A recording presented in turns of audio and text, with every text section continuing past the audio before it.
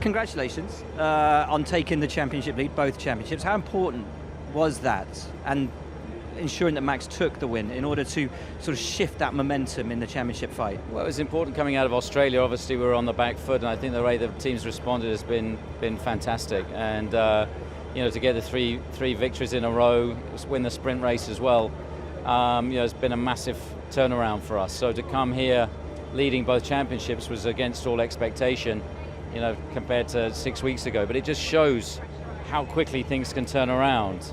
And we take nothing for granted, and Ferrari are going to be very strong here this weekend. We've just got to try and make sure that we go with them and try and challenge them.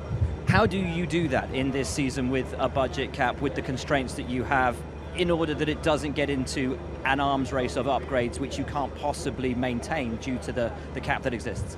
Of course, the budget cap is a major factor, particularly with the inflationary costs that we're seeing globally at the moment. The cost of living, the cost of transport, are exponential at the moment, and that's affecting every team.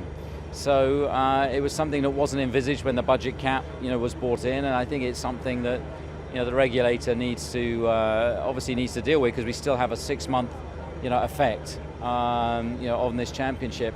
And what we don't want to see is that it all ends up in a bunch of litigation, after the final race. Because you think you'll go over the cap? I think it's inevitable that at least probably 7 teams, will go over the current cap. I think Ferrari and Mercedes have already declared that. It's impossible to see at the moment how you could remain within it. Okay, thank you, Christian. In Spain, it appears Red Bull have already made their decision. They will be backing one driver for this year, and that would be Max. Will Ferrari take a similar stand? Do you see that as something that would be a positive for the team or a negative for the team to favour one driver over another with only a quarter of the season gone? I can only answer for ourselves, and I think that at that stage of the season, which is still very early, only 39 points difference between Charles and Carlos, it would not be right to ask somehow Carlos not to win a race if he got the opportunity to do so. And I think he's there to compete, he's there to try to win races.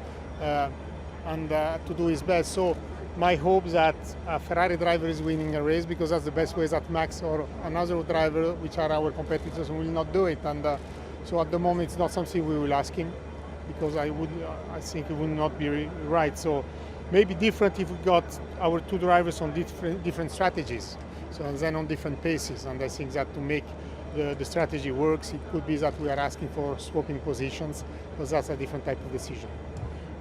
We know Carlos to be a very adaptable driver, very changeable. What's it going to take? What do you think he needs just to unlock that last little bit of potential in himself and the car this year? For Carlos, you mean? Yeah. I think that he had certainly a difficult start of the season, and I think we had long discussion with him as well, try to understand the reason of, and because I think his strength somehow is consistency, and the fact that he's scoring points at each single race, and if he's not doing that, he's losing somehow part of his strength. So it's only a matter to relax himself on maybe the ambition in terms of speed, whatever he can do today with the car and his confidence with the car, and then build the confidence for the future, which I'm pretty sure he will do. So it's only a matter not to take too many risks at the right moment, making sure that he's always scoring important points and get all the opportunities he may have in the short terms, and building confidence for the future. Mercedes made a step forward in Barcelona. Are you looking forward to the potential of a 3-team fight for the rest of the season? They certainly made a step forward in Barcelona, but if I look at the qualies, they were 7-8 tenths off the pace.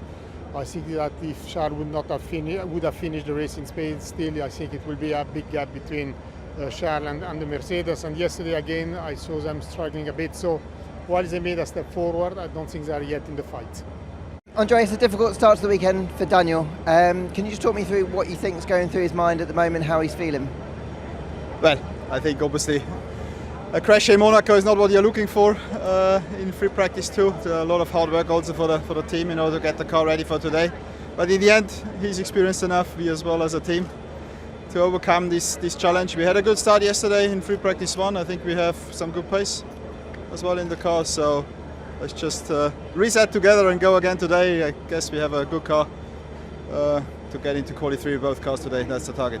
How impressed are you with the job that Lando's doing? Obviously been unwell for few days now, and he looked like he was on it from the off yesterday. Yeah, no, I think it was just good that Lando could have some days off after Barcelona to fully recover. It's probably still not at 100%, but not far from it. And yeah, that was just good to see yesterday from the first run onwards that he was comfortable going around the track here with this new car, also with this new generation of cars. And as I said before, I just hope we can continue this good run that we had yesterday in terms of pace, and then hopefully we are set for a good result here. Did you find some good findings overnight? I know last year you came into the race, weren't too sure, and then you were strong. Yeah. Last night you were strong again on Friday, so you kind of got a good feeling again? Yeah. I can tell you after quali today. But the team worked hard in order to, of course, extract even more performance from the car. So I'm confident that we can make another small step. Everyone else was not sleeping as well overnight, so let's see how it plays out. Fernando looked pretty strong yesterday, but wasn't still quite happy with the performance of the car. Esteban struggled a little bit more. What's your kind of read of how things are going? Yeah, so neither one of them are really happy with the balance of the car and the setup, and I think that bodes well. Unless everyone else is struggling at the same level, if we can fix it in FP3, we should be relatively quicker. So that's what we're trying to do. You know, a lot of data to go over overnight and discuss with the drivers as to the setup changes we need to make. So we'll do those for FP3 and see how we go. You've had about 5.5 races now to settle into this new role. Are you starting to make a few changes behind the scenes? Yeah, a little bit. Yeah, you know, not drastically, but yeah, I've made some adjustments already, and it's a great bunch of people, and you know, highly motivated. We just need to keep pushing. You know, make some improvements, some efficiency adjustments, and we'll only get better. This team has hovered around this kind of top of the midfield area for a while. What's it gonna take to go from there to the top to above? Yeah, that's a really good question, and it's something that we're pondering now. And we've done probably in the last 6 months a lot of research to understand the areas where we're lacking and we need to bolster. You know, both tools and perhaps some additional understanding and know-how. And we've got that plan in place, and now it's a matter of execution, and executing can take years sometimes. Should Valtteri start skipping Fridays? Yeah, next week we will come on Saturday morning. Like this, we will have some cost saving. It will be good for the budget cap. Tough day for him overall though, Fred, wasn't it? Tough day.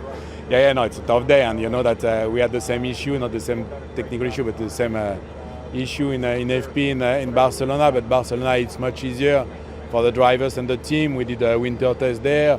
I think every single driver can do a lap with the eyes closed, and Monaco, it's the opposite. Now Monaco, you have to do it step by step to increase the pace step by step, and to miss one session, it's not the perfect approach. But I have a mega trust in Valtteri. He knows the track pretty well, and on the long stint yesterday, the car was okayish, and I think that we'll be back today. And there's still obviously one more practice session for him to get his eye in, and the car has looked very strong this year. Best of the rest is still possible? Well, this is the target. Yeah, it's not one session, it's 2 times 3 laps. But we'll be okay.